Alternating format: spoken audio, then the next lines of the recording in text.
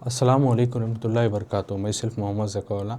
आज जो है एसएलसी सेकेंड लैंग्वेज कन्नड़ा, द्वितीय भाषा कन्नड़ा, इसमें हम लोग मॉडल पेपर कर रहे थे। पिछले क्लास में देखा आपने पार्ट जो है मॉडल पेपर 5th यानी 5वां मॉडल पेपर जो है हम लोग विथ आंसर क्वेश्चन के साथ उसको सॉल्व कर रहे थे। तो ऑलरेडी पार्ट 1 कर चुका हूँ।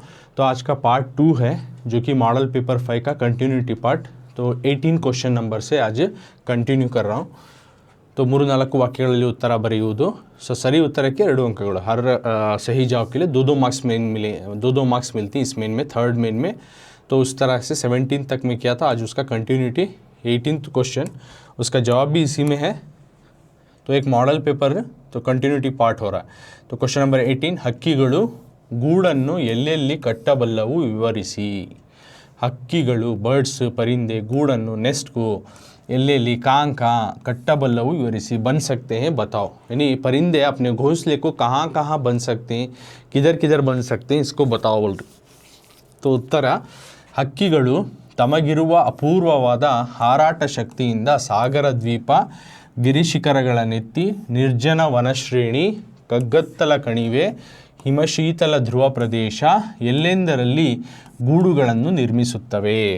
तो मतलब इसमें क्या बोल रही, कहाँ का परिंदे बन सकते हैं घोंसले का। तो हक्कीगळु तमगिरुव, परिंदे जो उनके उनके उनके साथ है एक अपूर्ववाद बहुत ख़ास किस्म की जो हाराटदा उड़ने वाली क्षमता, शक्तिಯಿಂದ उड़ने वाली क्षमता, ताकत, एक ख़ास किस्म की ताकत परिंदों में रहते जो कि आसमान के ऊंचाई तक उड़ सकते हैं। तो इस वजह से वो सागर द्वीप, समंदरों के आइलैंड्स पर, गिरी शिखरा, बड़े बड़े पहाड़, पहाड़ के चोटियाँ तक, उनकी नित्ती चोटियाँ, बड़े बड़े पहाड़, उसके अनियों तक, निर्जन वनश्रेणी, और आदमी नहीं जा सकता इस तरह के घने जंगलों में, कग्गत्तला कणिवे, और बड़े बड़े जो है कणिवे का तो जो पानी वो ये को एक जो गैप के जैसा हो गया था, तो उस जगहों पर, हिम शीतल ध्रुव प्रदेशदंद, और हमेशा जो बर्फ़बारी होती हो, बर्फ़ पड़ती हो, इस तरह के जगहों पर, ठंडी बर्फ़ी इलाकों पर, ಎಲ್ಲೆಂದರಲ್ಲಿ, इतना नहीं कहीं पे भी वो जाकर जो है ಗೂಡನ್ನು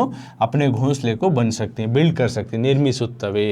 तो ಹಕ್ಕಿಗಳು ತಮಗಿರುವ ಅಪೂರ್ವವಾದ ಹಾರಾಟ ಶಕ್ತಿಯಿಂದ ಸಾಗರ ದ್ವೀಪ, ಗಿರಿಶಿಖರಗಳನ್ನೆತ್ತಿ, ನಿರ್ಜನ ವನಶ್ರೇಣಿ, ಕಗ್ಗತ್ತಲ ಕಣಿವೆ, ಹಿಮಶೀತಲ ಧ್ರುವ प्रदेश ಎಲ್ಲೆಂದರಲ್ಲಿ ಗೂಡುಗಳನ್ನು ನಿರ್ಮಿಸುತ್ತವೆ। मतलब परिंदे जो है उनके अंदर जो ख़ास किस्म की जो उड़ने की ताकत है, इस ताकत की वजह से जो है बड़े बड़े समंदरों के आइलैंड्स पर, बड़े बड़े पहाड़ों के अनी में तक, और इंसान ही जा नहीं सकता इस तरह के घने जंगलों में, बड़े बड़े जंगलों में, और जो है अंधेरी इलाकों में जहाँ पे रोशनी नहीं पहुँच सकती, इस तरह के इलाकों पर, और हमेशा बर्फ़ पड़ती हो, इस तरह की ठंडी जगहों पर, और कहाँ उनको जी चाहे वहाँ पर जो उनको रह सकती हैं, तो उस तरह की जगह पर वो घोंसला बन सकती हैं।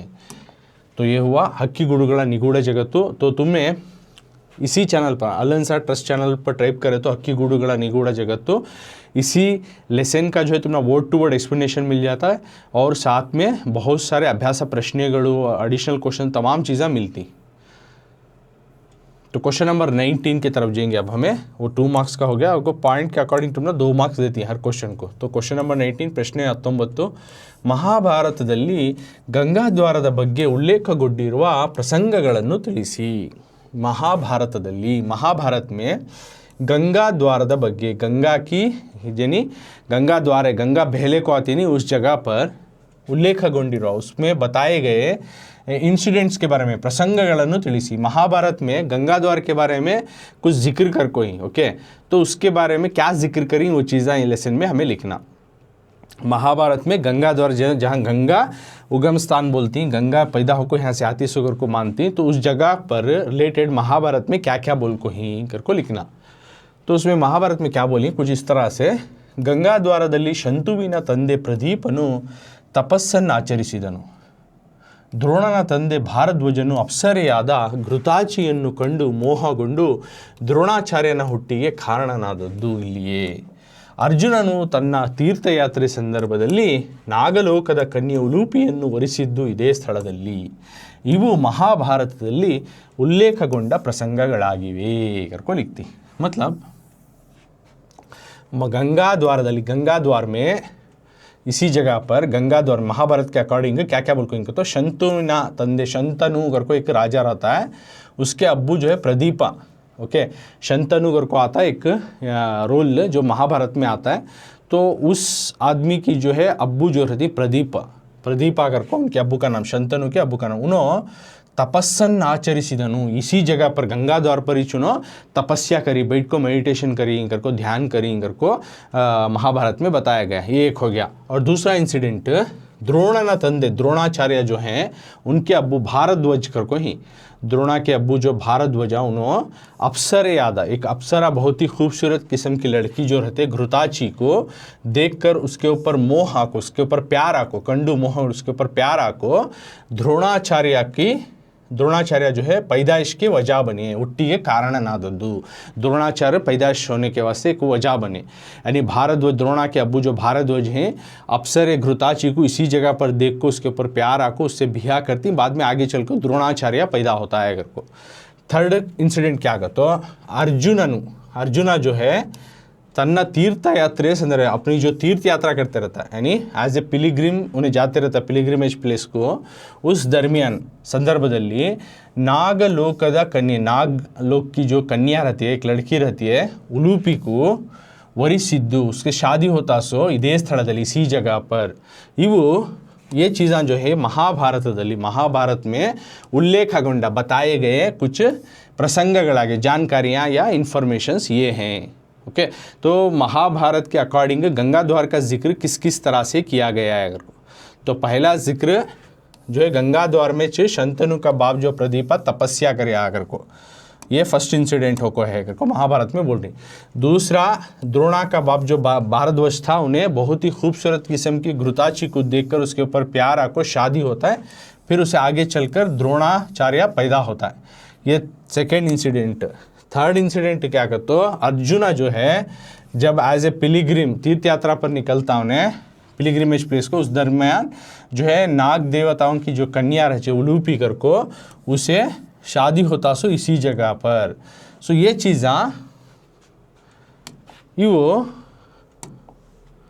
इवो महाभारत, ये चीज़ें जो है महाभारत में बताए गए कुछ इंपॉर्टेंट इंसिडेंट्स। ओके, तो ये चीज़ें महाभारत में बताए गए कुछ important incidents. Next question number 20, सवाल नंबर 20, असौजन्य ನಡವಳಿಕೆಗೆ ಎರಡು ಉದಾಹರಣೆ ಕೊಡಿ। असौजन्य ನಡವಳಿಕೆಗೆ ಎರಡು उदाहरणें ಕೊಡಿ। मतलब इस क्वेश्चन नंबर 20 बोल रहे असौजन्य यानी कौन से भी एक अच्छी उनके अंदर एक कैरेक्टर ना हो, एक गुड कर्टेसी ना हो, एक अच्छा रवैया, अच्छा पेशा निशा ना होती ना, इसको बोलते हैं असौजन्य। इस तरह के रवैये के ಎರಡು उदाहरणें कोड़ी, दो मिसाल दे। सौजन्य के बोल रही नहीं, गुड नेचर कर्टेसी के मिसाल दे बोल रही नहीं, बुरे नेचर की, ओके, बुरे तरह की नेचर ना, बुरे तरह के रवैया, दूसरों के साथ पेश आना, ये रहता ना, इसके दो मिसाल दो जो कि ये बैड नेचर है, गुड नेचर नहीं, बैड नेचर है। ओके, ये कर्टेसी नहीं है। ओके, उस तरह को असौजन्य बोलती। सौजन्य अगर तो कर्टेसी गुड नेचर, असौजन्य अगर को देखो यहाँ यहाँ उसका अपोजिट है। सौजन्य अगर तो बैड नेचर, बैड रवैया, बैड किरदार, अखलाक, इसके दो मिसाल दियो, ಎರಡು उदाहरणें कोड़ी। तो ये सौजन्य लेसन का है, तो ना मालूम ऑलरेडी ये लेसन को मैं करको हूँ। इससे पहले जो बताया गंगेली दीपामाले का क्वेश्चन आंसर महाभारत का इंसिडेंट, वो भी बता करो, इसी चैनल में मिल जाता। तो नल्लन सा ट्रस्ट कर को टाइप करो, उसके बाद उसमें जाको तुम्हें कौन सा लेसन होना, गंगेली दीपामाले होना, उसका पूरा detail word to word explanation, अभ्यास प्रश्न मिलती हैं। बाद में सौजन्य का होना, वो भी वर्ड टू वर्ड एक्सप्लेनेशन और तमाम चीज़ें, अभ्यास प्रश्नಗಳು तमाम चीज़ें मिल जाती इसी चैनल में। तो असौजन्य ನಡವಳಿಕೆಗೆ बुरे किरदार, बुरे नेचर को दो मिसाल दियो। तो ಉತ್ತರಗತ ಆನ್ಸರ್ ತಮ್ಮ ಬಳಿಗೆ ಬಂದವರ ಬಗ್ಗೆ ಅನೇಕ ಜನರು ಆದರ ಮತ್ತು ತಾಳ್ಮೆಯನ್ನು ತೋರುವುದಿಲ್ಲ। Okay, 1 point. ನೆಕ್ಸ್ಟ್, ಎರಡು ಒಳ್ಳೆಯ ಮಾತುಗಳನ್ನು ಆಡುವುದಿಲ್ಲ, ಯಾವಾಗಲೂ ಮುಖ ಗಂಟು ಹಾಕಿಕೊಂಡಿರುತ್ತಾರೆ, ದೈನ್ಯತೆಯಿಂದ ಮತ್ತೆ ಮತ್ತೆ ಕೇಳಿಕೊಂಡರೂ ಅವರಿಗೆ ಉತ್ತರಿಸುವುದು ದಣಿವಾಗುತ್ತದೆ। ಇವು ಅಸೌಜನ್ಯ ನಡವಳಿಕೆಗಳ ಉದಾಹರಣೆಗಳಾಗಿವೆ। ಇವು ಅಸೌಜನ್ಯ ನಡವಳಿಕೆಗಳ ಉದಾಹರಣೆಯಾಗಿವೆ। यानी बुरे नेचर की, बैड नेचर की निशानियां क्या करते हो, एक तम्मा बड़ीगे बंदवरा, अपने पास जो कोई बंदा आता है, फॉर एग्जांपल मेरे पास कोई बंदा आता है तो मैं बैड नेचर का रहा तो उनसे अनेक जनर बहुत सारे लोग क्या करती, आदर, उनके साथ रेस्पेक्ट या फिर मत्तु ताಳ್ಮೆಯನ್ನು यानी सबर पेशेंस दिखाते नहीं, तोरुವುದಿಲ್ಲ। हमारे पास कोई कुछ ले उसका मसला आया तो हमें उसको इज्जत देना या हमें क्या है थोड़ा पेशेंस से पेश आना, थोड़ा सब्र से पेश आना, ये नहीं करते। दूसरा ಎರಡು ಒಳ್ಳೆಯ, दो अच्छे बातों को, ಮಾತುಗಳನ್ನು, दो अच्छे बातों को करते नहीं, ಆಡುವುದಿಲ್ಲ, ಎರಡು ಒಳ್ಳೆಯ ಮಾತುಗಳನ್ನು ಆಡುವುದು, दो अच्छे बात नहीं करते। ಯಾವಾಗಲೂ ಹಮೇಶಾ ಮುಖ ಗಂಟು ಹಾಕಿಕೊಂಡಿರುತ್ತಾರೆ, हमेशा जो है मुंह पे घांटी डालने को रहती, हमेशा मुंह पे घांटी डालने को रहती। दैन्यತೆಯಿಂದ अच्छी तरीके से ಮತ್ತೆ ಮತ್ತೆ बार बार पूछ ले तो भी, ಕೇಳಿಕೊಂಡರು अच्छेपन से पॉजिटिवली बार बार पूछ ले तो भी ಅವರಿಗೆ उनको जो है जवाब देना मुश्किल पड़ता, ದಣಿವಾಗುತ್ತದೆ। ಇವು ये चीज़ां जो है असौजन्य ನಡವಳಿಕೆಗೆ, ये चीज़ां जो है एक बुरे नेचर के, बैड नेचर के मिसालां, उदाहरणಗಳಾಗಿವೆ। बैड नेचर, बुरे किरदार के ये मिसालां। तो बुरे नेचर के मिसालां क्या क्या कहते हो, हमारे पास कोई भी बंदा आता तो उनके साथ सब्र से पेश आना और उन्हें उसे इज्जत से पेश आना, ये हमें दिखाते नहीं। दूसरा, दो अच्छी बातें करते नहीं, हमेशा मुंह पर घांटी डालने को रहती, जलाले को मुंह, ऐसा। तो ये भी एक बुरे नेचर, बुरे शख्सियत, बुरे किरदार इंसान के जो है किरदार होती। और हमें उनको थैंकफुलनेस, उन काइंडनेस से बार बार हमारे से पूछते रहे तो हमें जवाब ही देना ज़रूरी समझते नहीं, क्या कि बहुत बड़े 30 मार खान समझते हैं अपने आप को। तो ये तमाम चीज़ें क्या रहती हैं, तो असौजन्य या बुरे नेचर या बैड नेचर के कुछ मिसाल इंसान, कर्टेसी नहीं से इंसान, एक जल्लाद इंसान की एक कैरेक्टर करके बोल रहे हैं। Okay, next question number 21।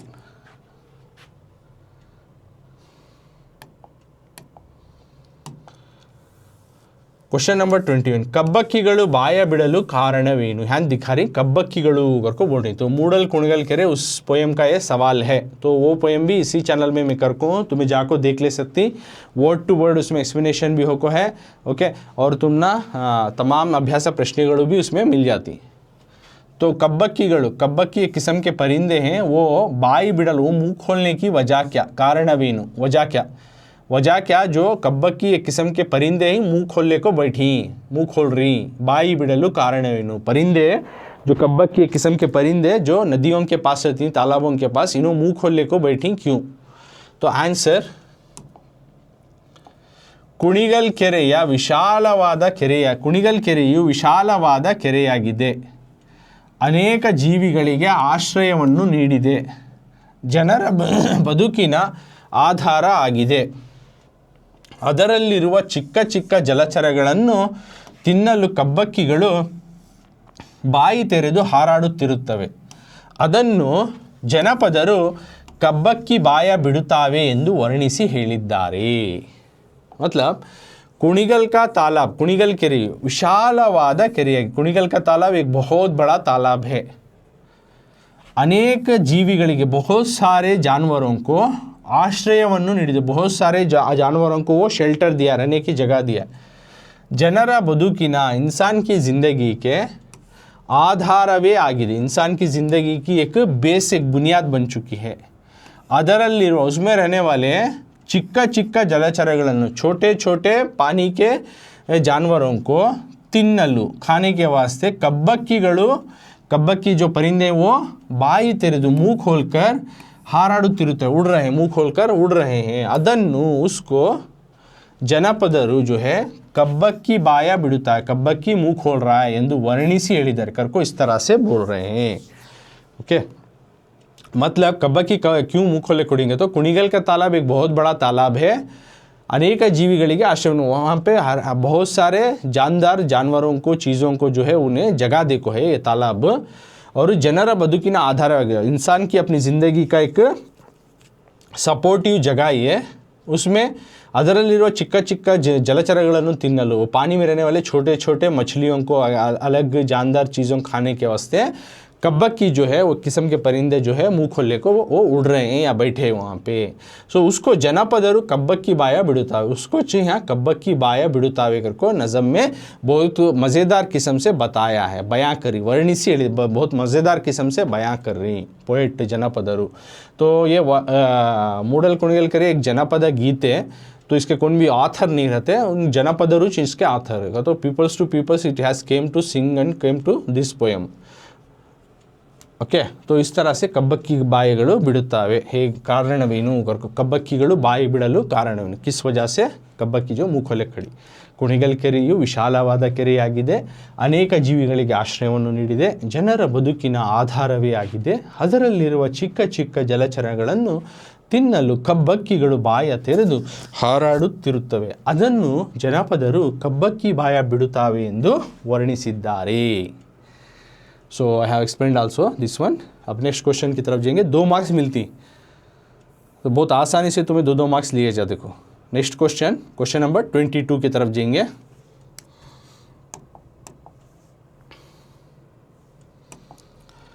Question number 22 ಪ್ರಶ್ನೆ 22, ಬಸವಣ್ಣನವರು ದೇಹವೇ ದೇಗುಲವೆಂಬ ಕಲ್ಪನೆಯನ್ನು ಹೇಗೆ ವರ್ಣಿಸಿದ್ದಾರೆ?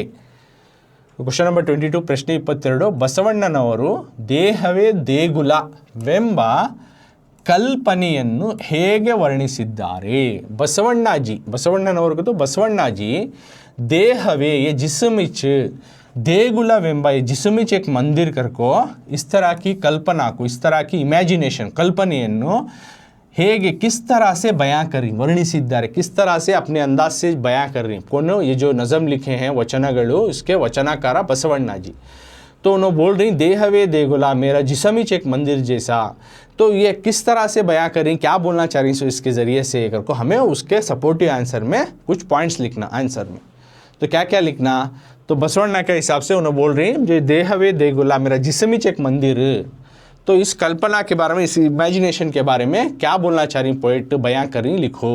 तो आंसर अब उत्तर, बसवण्णनವರು ಉಳ್ಳವರು ಶಿವಾಲಯ ಉಳ್ಳವರು ಶಿವಾಲಯವನ್ನು ಕಟ್ಟುವರು, ನಾನೇನು ಮಾಡಲಿ ಬಡವನಯ್ಯ ಎಂದು ಪ್ರಶ್ನಿಸುತ್ತಾರೆ। ಮುಂದುವರೆದು ನನ್ನ ಕಾಲುಗಳೇ ಕಂಬ, ದೇಹವೇ ದೇಗುಲ, ನನ್ನ ಶಿರವೇ ಹೊನ್ನ ಕಳಶವಾಗಿದೆ, ನಿರಾಕಾರ ಪರಮಾತ್ಮನು ನನ್ನ ಅಂತರಂಗದಲ್ಲಿದ್ದಾನೆ, ಆದ್ದರಿಂದ ಎನ್ನ ದೇಹವೇ ದೇಗುಲ ಎಂದು ಸ್ಪಷ್ಟೀಕರಿಸುತ್ತಾರೆ। ಉಳ್ಳವರು ಕಟ್ಟುವ ಸ್ಥಾವರದ ದೇಗುಲಕ್ಕೆ ಅಳಿವಿದೆ, ಆದರೆ ಜಂಗಮ ಎಂದರೆ ಸಮಾಜಕ್ಕೆ ಅಳಿವಿಲ್ಲವೆಂದು ಹೇಳಿರುವುದು ಅರ್ಥಪೂರ್ಣವಾಗಿದೆ। तो मतलब इसमें क्या बोलना चाह रही हैं, तो बसवण्णा जी जो है उಳ್ಳವರು जो हैं, जो अमीर हैं, जो पैसे वाले हैं, वो लोग शिवालयವನ್ನು शिव का मंदिर को बंधवाएंगे, कट्टुवरु शिव के मंदिर को, जो पैसे वाले हैं, रिच पीपल्स हैं, उन्होंने शिव का मंदिर बनाती या बंधवाती।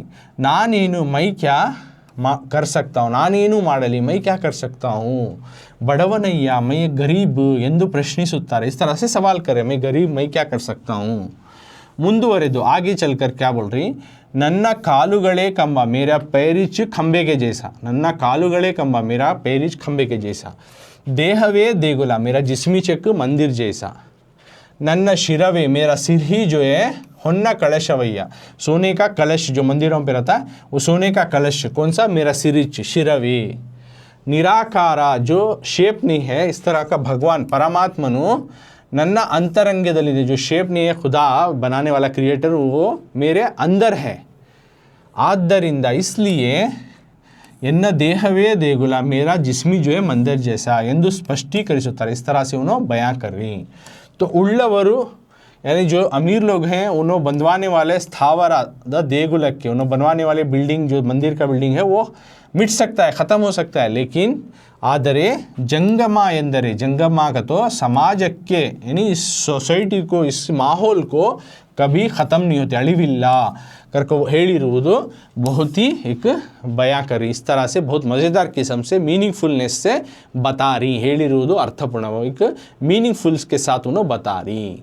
तो तो ये हुआ 22 ये वचनगळु का क्वेश्चन देखो, ये वचनगळु का नज़म में ऑलरेडी इसी चैनल में अलन सा ट्रस्ट में करको, तुम्हें जाको वचनगळु करको टाइप करो, तुम्हें डिटेल पोएम एक्सप्लेनेशन मिल जाता। उसके बाद उसके कितने अभ्यास प्रश्नगळु होना, ग्रामर का जो पार्ट होना, वो तमाम चीज़ें इसमें मिल जाती दोनों। तो ये हुआ क्वेश्चन नंबर 22। मतलब यहाँ क्या बोल रही तो 22 में और एक बार आंसर बोल देता समझालतु। ಬಸವಣ್ಣನವರು ಉಳ್ಳವರು ಶಿವಾಲಯವನ್ನು ಕಟ್ಟವರು ನಾನೇನು ಮಾಡಲಿ ಬಡವನಯ್ಯ ಎಂದು ಪ್ರಶ್ನಿಸುತ್ತಾರೆ। ಮುಂದುವರೆದು ನನ್ನ ಕಾಲುಗಳೇ ಕಂಬ ದೇಹವೇ ದೇಗುಲ ನನ್ನ ಶಿರವೇ ಹೊನ್ನ ಕಳಶವಾಗಿದೆ, ನಿರಾಕಾರ ಪರಮಾತ್ಮನು ನನ್ನ ಅಂತರಂಗದಲ್ಲಿದ್ದಾನೆ, ಆದ್ದರಿಂದ ಎನ್ನ ದೇಹವೇ ದೇಗುಲ ಎಂದು ಸ್ಪಷ್ಟೀಕರಿಸುತ್ತಾರೆ। ಉಳ್ಳವರು ಕಟ್ಟುವ ಸ್ಥಾವರದ ದೇಗುಲಕ್ಕೆ ಅಳಿವಿದೆ, ಆದರೆ ಜಂಗಮ ಎಂದರೆ ಸಮಾಜಕ್ಕೆ ಅಳಿವಿಲ್ಲ ಎಂದು ಹೇಳಿರುವುದು अर्थपूर्णवाಗಿದೆ। बसवण्णा बोल रही जो अमीर लोग हैं उन्हों मंदिर बना सकते हैं, शिव का मंदिर बना सकते हैं, मैं क्या बना सकता हूँ, मैं गरीब हूँ कर को सवाल कर रहे हैं। आगे चल को बोल रही मेरे पैर कुछ मंदिर का खंबा समझता हूँ और मेरे जिस्म कुछ को एक मंदिर समझता हूँ, और मेरा सिर जो है जिस तरह मंदिर के ऊपर सोने का कलश रखती हूँ वो सोने का कलश इसी को समझता हूँ, और एक बिना जो है शेप वाला एक भगवान मेरे अंदर है, मेरे अंतरंग में है, इसलिए मेरा जिस्म कुछ में मंदिर मातू कर को यहाँ पे उन्होंने बयां कर रही। मतलब रहने वाले अमीर लोग जो है उन्होंने बनवाती ना, वो मंदिर ख़त्म हो सकता है, मिट सकता है वो चीज़, लेकिन जंगमा एक समाज सोसाइटी माहौल जो है कभी ख़त्म नहीं होता, वो हमेशा रहता है कर को यहाँ बोलना चाह रही। सो ये था वचनगळु का 2 मार्क्स का question. Next question number 23। Question number 23 सवाल नंबर 23 ಪ್ರಶ್ನೆ 23 ವೈದ್ಯರ ಮನೆಯಿಂದ ಕಳವಾದ ವಸ್ತುಗಳನ್ನು ಮರಳಿ ಸಿಕ್ಕಿದ ಬಗೆಯನ್ನು ತಿಳಿಸಿ।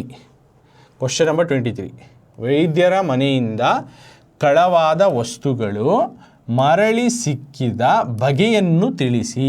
तो ये सवाल तुम्हें मालूम होगा, वैद्यरू आ रहा है, कड़वू आ रहा है, वस्तु आ रहा है, तमाम चीज़ें किस में ही का। तो कल्लरा गुरु सप्लीमेंट्री रीडिंग लेसन का जो है सवाल देखो, कल्लरा गुरु। तो कल्लरा गुरु तुम्हें अलन सा ट्रस्ट में जाको कल्लरा गुरु टाइप करो, तुमने लेसन का कंप्लीट में explanation story word to word समझा को, और उसमें ये सवाल नहीं इसके और ये सवाल और इसके साथ और कई सवाल भी जो है मैं सॉल्व करके उसमें जवाबों के साथ तुम ना उर्दू में समझा करो। तो जाको तुम्हें वो चैनल देख वो इसी चैनल में वो स्टोरी जाको देख ले सकती, डिटेल से तुम ना वो लेसन के बारे में कंप्लीट इन्फॉर्मेशन मिल जाता अलन सा ट्रस्ट में। नेक्स्ट तो आंसर क्या है देखो, कल्लरू मनेइंदा सवाल का माना क्या है, वैद्यरा मनेइंदा जो डॉक्टर के घर से कड़वाद जो चोरी हुए वस्तुಗಳು चीज़ां जो है मरली दोबारा वापस सिक्किदा मिले सो रकम को बताओ, बಗೆಯನ್ನು ತಿಳಿಸಿ। किस तरह से वापस दोबारा डॉक्टर के घर से जो चोरी हुए थे चीज़ां दोबारा वो डॉक्टर को किस तरह से मिल गए। वैद्यರ ಮನೆಯಿಂದ डॉक्टर के घर से कड़वाद वस्तुಗಳು चोरी हुए चीज़ां मरली सिक्किदा वापस उनको मिल गए ना, उस कैसे मिले उसको लिखो, बಗೆಯನ್ನು ತಿಳಿಸಿ। किस तरह से डॉक्टर के घर से जो चोरी हुए थे चीज़ां वापस डॉक्टर को मिल गए, ये बात को लिखो। तो आंसर उत्तर कಳ್ಳರು ವೈದ್ಯರ ಮನೆಗೆ ಬಂದು ತಮ್ಮ ಹಟ್ಟಿಗೆ ಬಂದು ಭೀಮನಾಯಕನ ಮಗನನ್ನು ಉಪಚರಿಸಬೇಕು ಎಂದು ಕೇಳಿದರು। ಇವರು ಕಳ್ಳರು ಎಂಬುದು ಗೊತ್ತಿದ್ದರೂ ಜೀವ ಭಯವನ್ನು ಲೆಕ್ಕಿಸದೆ ಅವರೊಂದಿಗೆ ಹೋಗಿ ಭೀಮನಾಯಕನ ಮಗನನ್ನು ಉಪಚರಿಸಿ ಅವರ ಪ್ರಾಣವನ್ನು ಉಳಿಸಿದರು। ಇದರಿಂದ ಕಳ್ಳರ ಮನ ಪರಿವರ್ತನೆಯಾಯಿತು। ಕೃತಜ್ಞತೆಯಿಂದ ವೈದ್ಯರ ಮನೆಯಿಂದ ಕಳ್ಳತನ ಮಾಡಿದ ವಸ್ತುಗಳನ್ನು ಮರಳಿ ವೈದ್ಯರಿಗೆ ಒಪ್ಪಿಸಿದನು। तो इसमें क्या बोल रही, कल्लरू चोरा जो थे वैद्यरा मनेगे डॉक्टर के घर के पास आए, चोरी करने चले गए एक दिन, बाद में वापस डॉक्टर के घर को आए, 2 चोरा आको बंदु तम्मा हट्टिगे हमारे घर के पास आओ, नम्मा हट्टिगे बंदु हमारे गांव की तरफ हमारे घर के पास आको भीमनायका जो कि चोरों का सरदार है, ओके लीडर है, तो इसको इसके बेटे को मगनन इसके बेटे को जो है बहुत बीमार पड़ा हुआ है, ओके बहुत तेज़ बुखार है और बीमार है, तबीयत ठीक नहीं बहुत सीरियस है, तो उसको ट्रीट करो, उपचरिसबेकु ट्रीट करो अगर को इंदु केಳಿದರು। इस तरह से बुलाते हैं, यानी चोरा और जिनका सरदार आको ऑलरेडी आको उनके घर से चोरी कर को ले को चले गया रहता है। बाद में और एक दिन आती दो चोरा यानी भीमा नायक का बेस्ता उनको अपने दो सर्वेंट्स दो चोराओं को भेज को डॉक्टर को हमारे घर के पास बुला लेकर होकर को भेजे रहता सो। तो उन्होंने डॉक्टर के पास आको चलो हमारे घर के पास जाएंगे भीमा नायक का बुलाई तुम ना अगर को बोलता है।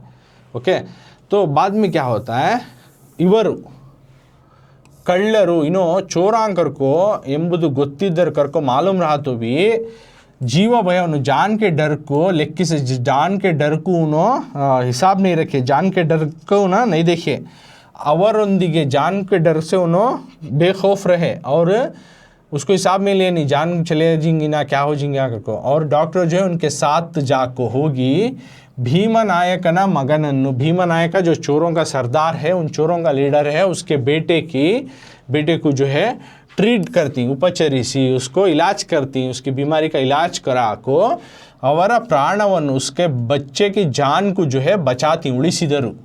ಇದರಿಂದ इससे क्या होता है, कಳ್ಳर मन परिवर्तन आयतु, चोरों का मन जो है बदल गया, उनका कठोर दिल था मारना काटना लूटना ऐसा था ना, वो मन उनका बदल गया।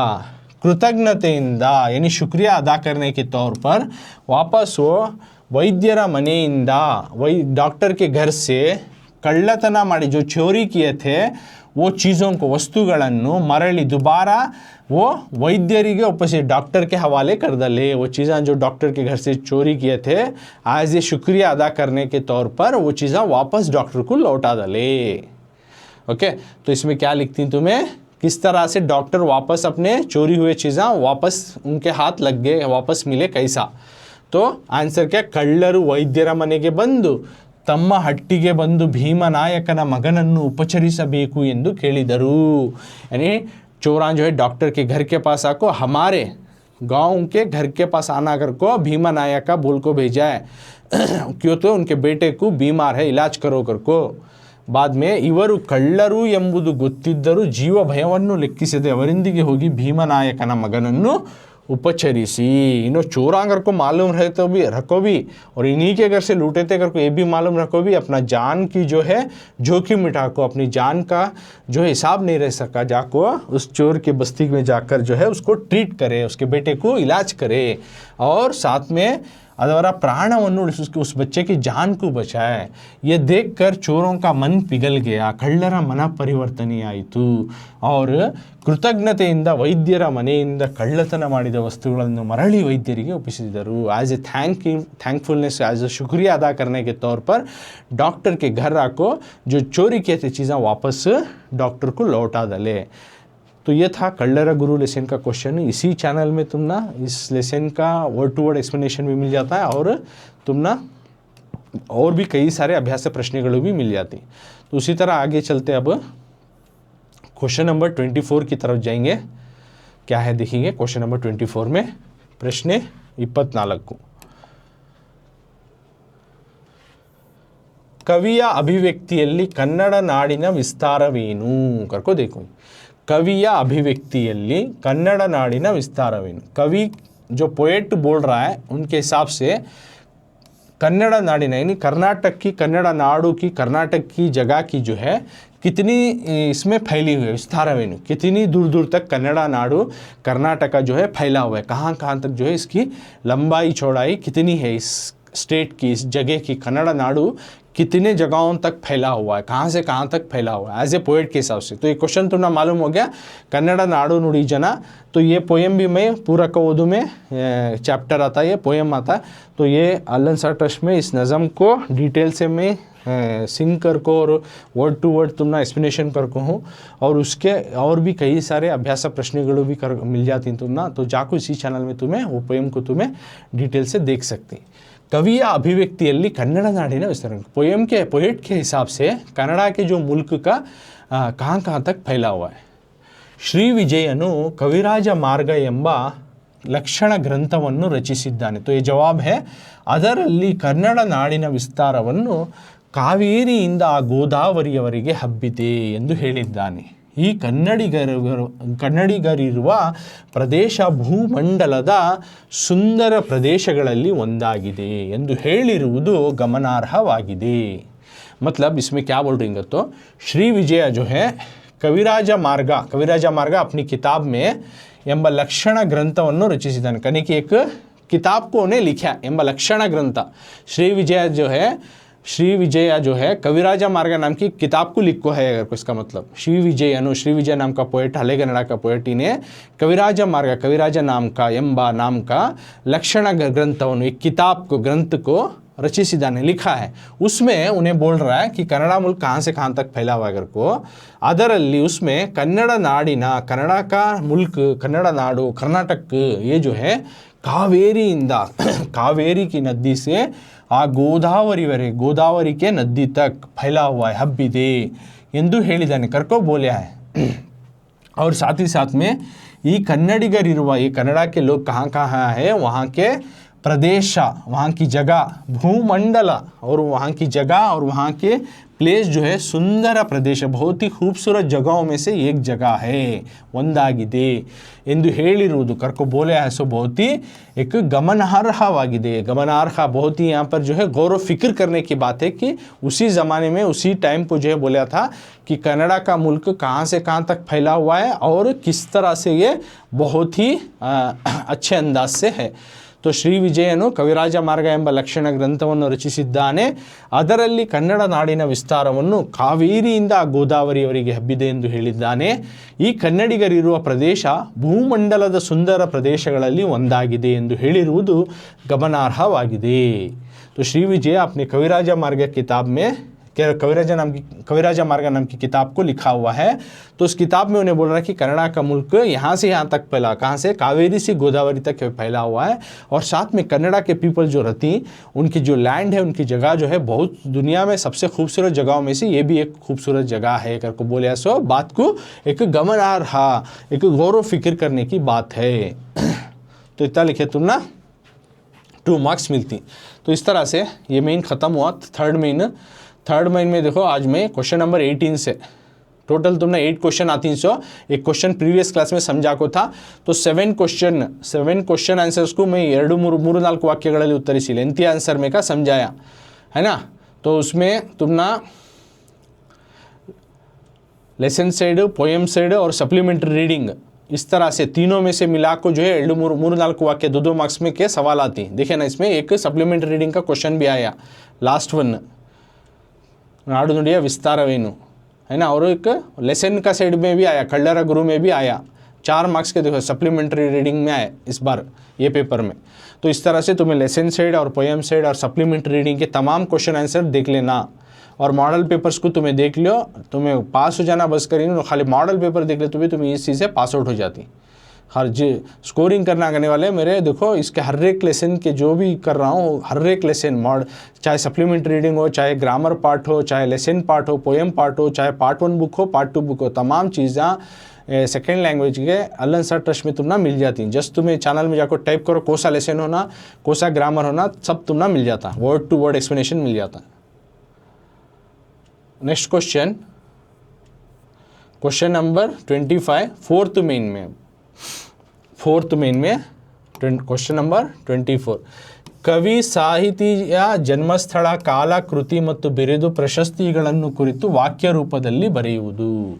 यानी पोएट के बारे में या ऑथर के बारे में कवि और साहिती क्या पोएट नज़मकार या फिर ऑथर के बारे में उनका जन्मस्थल पैदा हुई जगह काल कब पैदा हुई जगह कृति उनके किताबा ಮತ್ತು ಬಿರುದು ಪ್ರಶಸ್ತಿಗಳನ್ನು बिरुदु रहे तो लखब लिखो नहीं तो अवार्ड्स को लिखो कौन से अवार्ड्स प्रशस्तिಗಳು उनको मिले कुरितु वाक्य सेंटेंस फॉर्मेशन में लिखो। तो सेंटेंस फॉर्मेशन में लेसन सेट का या पोएम सेट का कौन सा तो भी एक पोएट का या ऑथर का नेम देती तुम ना तो उनके बारे में ये पॉइंट्स में लिखो रहना तभी तुम ना जाको 3 मार्क्स मिलते हैं। सो एक उन्हें पैदाइश जगह रहना उसमें कब पैदा है वो रहना उन्हें कौन से किताब लिखे वो रखना और उनके अवार्ड्स रिवार्ड्स लिखना।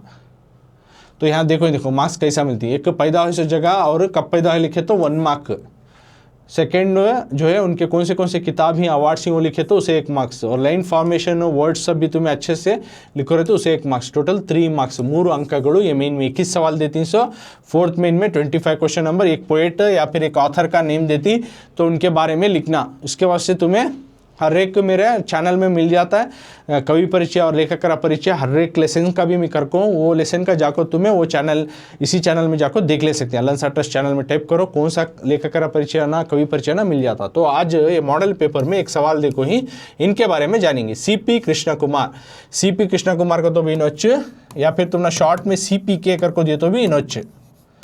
CPK, के stand for Krishna Kumar, CP Krishna Kumar. तो इनके बारे में अब जानेंगे। CPK ಎಂಬ ಕಾವ್ಯನಾಮದಿಂದ ಪ್ರಸಿದ್ಧರಾಗಿರುವ ಡಾಕ್ಟರ್ ಚಿಕ್ಕನಾಯಕನಹಳ್ಳಿ ಪುಟ್ಟೇಗೌಡ ಕೃಷ್ಣಕುಮಾರ್ ಅವರು ಮೈಸೂರು ಜಿಲ್ಲೆಯ ಕೃಷ್ಣರಾಜನಗರ ತಾಲೂಕಿನ ಚಿಕ್ಕನಾಯಕನಹಳ್ಳಿಯಲ್ಲಿ 1939ರಲ್ಲಿ ಜನಿಸಿದರು. ಇವರು ತಾರಾಸುಕ, ಅನಂತಪೃಥ್ವಿ, ಬೊಗಸೆ, ಕನ್ನಡ ಚತುರ್ಮುಖ, ಕಾವ್ಯಾರಾಧನಾ, ಜನಪದ ಪ್ರತಿಭೆ, ಪರಿಭಾವನೆ, ಸಾಹಿತ್ಯ ತತ್ವಗಳು, ಪಾಶ್ಚಾತ್ಯ ಚಿಂತನ, ಕನ್ನಡದ ನಾಗಾನಂದ, ಕನ್ನಡ ರತ್ನಾವಳಿ ಮುಂತಾದ 300 ಕೃತಿಗಳನ್ನು ರಚಿಸಿದ್ದಾರೆ. ಇವರಿಗೆ ಬಸವ ಸಾಹಿತ್ಯ ಶ್ರೀ, ವಿದ್ವತ್ ಶಿರೋಮಣಿ, ಹನಿಗವನ ಹರಿಕಾರ, ಕರ್ನಾಟಕ ಸಾಹಿತ್ಯ ಅಕಾಡೆಮಿ, ಜಾನಪದ ತಜ್ಞ, ರಾಜ್ಯೋತ್ಸವ ಚುಟುಕು ರತ್ನ ಪ್ರಶಸ್ತಿಗಳು ದೊರೆತಿವೆ. मतलब CPK नाम के काव्य नामदिंदा इस नज़म से, इस टाइटल से प्रसिद्ध जो फेमस हो कोई हमारे डॉक्टर चिक्कनायकनहಳ್ಳಿ, C स्टैंड फॉर चिक्कनायकनहಳ್ಳಿ, पुट्टेगौड़ा के बेटे कृष्ण कुमार, चिक्कनायकनहಳ್ಳಿ के पुट्टेगौड़ा के बेटे जो कृष्ण कुमार है, इन्हों CPK के काव्य नामा से बहुत फेमस हो कोई। इन्हों मैसूरू जिले कहाँ पैदा होगा तो मैसूर डिस्ट्रिक्ट के पास क्यार तालुक है, कृष्णराजनगर तालुक, उसको क्यार तालुक भी बोलती। तो वहाँ के चिक्कनायकनहಳ್ಳಿ नाम के गांव में 1939 में पैदा होती, जनिसिದರು इವರು। और इनके किताब कौन से तारासुख, अनंत पृथ्वी, बोगसे, कन्नड़ चतुर्मुख, ऐसा उनकी किताब कृतिಗಳು जो कि थर्ड पॉइंट है।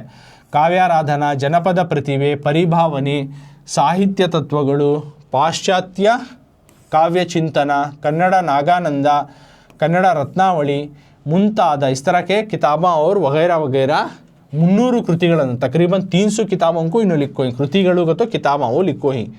तो ये थर्ड पॉइंट में ये लिखना, तो ये कम से कम इसमें 5 तो भी लिखना, 4-5 तो भी लिखना, 1 मार्क तुमने इसमें मिलना। तो नेक्स्ट में इनको अवार्ड्स कौन से मिले? बसव साहित्य श्री अवार्ड मिले है, बसव साहित्य श्री अवार्ड मिले है। बाद में विद्वत शिरोमणि नाम का अवार्ड मिले है, हनिगवನ हरिकार नाम का अवार्ड मिला है, कर्नाटक साहित्य अकादमी नाम का अवार्ड मिला है, ಜಾನಪದ ತಜ್ಞ, राज्योत्सव चुटुಕು रत्न ಮುಂತಾದ ಪ್ರಶಸ್ತಿಗಳು ದೊರೆತಿವೆ। तो इनको तकरीबन यहाँ पे 6 अवार्ड्स मिली। 6 में तुम्हें 3 अवार्ड्स तो भी लिखना, बसव साहित्य श्री, विद्वत शिरोमणि, हनिगवನ हरिकार। चाहे तो पूरा लिखे तो अच्छा, नहीं लिखे तुम्हें 3 तो भी लिखो आना। कर्नाटक साहित्य अकादमी, जनपद साहित्य तज्ञ, राज्योत्सव चुटुಕು रखना। तो 6-7 अवार्ड्स मिल गए तुम्हें, 3-4 तो अवार्ड लिखना। किताबें आपको तुम्हें 4 से 5 किताब लिखना, और तुमने उनकी पैदाइश जगह डिटेल में लिखना। मैसूर डिस्ट्रिक्ट के, मैसूरू जिले कृष्णराजनगर टाउन के पास एक गांव है चिक्कनायकनहಳ್ಳಿ, वहाँ पे पैदा है। तो इनका पूरा नाम भी लिखना, CPK doctor Chikkanayakanahalli Puttegowda Krishna Kumar, CPK और CP कृष्ण कुमार। तो इनका काव्य नामा क्या कहते हो, इन्हों पोएम में टाइटल क्या देते कहते हो, CPK कर को, इस नाम से इन्हों मशहूर और मारूफ हैं। और ये भी लिखना 1953 में पैदा है। तो हाईलाइटेड पॉइंट्स बता देता हूँ, कौन से पॉइंट्स तुम्हें मस्ट लिखना अगर को। तो एक उनका काव्य नामा लिखती, उनका फुल नेम लिखती, ये जगह तो वेरी इंपॉर्टेंट भूलना नहीं, मैसूरू जिले या कृष्णराजनगर चिक्कनायकनहಳ್ಳಿ, और पैदाइश ईयर, और उनकी किताबें तारासुख यहाँ तक ये जो है उनकी किताबें, अवार्ड्स रिवार्ड्स यहाँ ही। तो पूरे कवर है, जन्मस्थल कवर हुआ, प्लेस कवर हुआ, कब पैदा है वो कवर हुआ, उनकी किताबें और अवार्ड्स कवर हुआ। सो 2 मार्क्स यहाँ मिल गए तुमना। अब तुम्हें लाइन फॉर्मेशन करको, नीट से लिखो या अच्छा लिखो, उसे 1 मार्क्स। तो टोटल 3 मार्क्स तुमना मिल गए, 3 अंकಗಳು ध्यान देखो। तो इस तरह से 3 मार्क्स दिया जाता है। Understand children? तो ये हुआ अब तक का जो है हमें डिस्कस करें इस क्लास में 3-4 वाक्य के 7 क्वेश्चन आंसर।